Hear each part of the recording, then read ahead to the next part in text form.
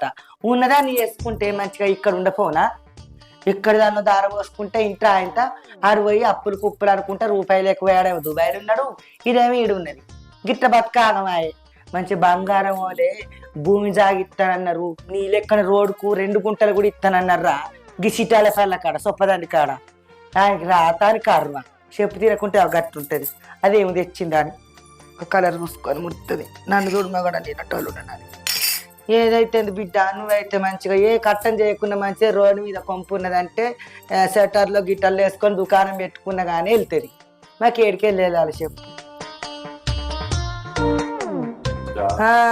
ఇద్దరు అక్క వెళ్ళండిలాట, ఇంత గుంటది ఇంతనో 2 గుంటలు అంతనో ఎంతో కొంత అత్తది రోడ్డుకి ఇస్తానని చేసుకో అంటే ఆ వాడుకవు చేసుకోలే. మగ బాయ్ గాళ్ళు కూడా లేరు.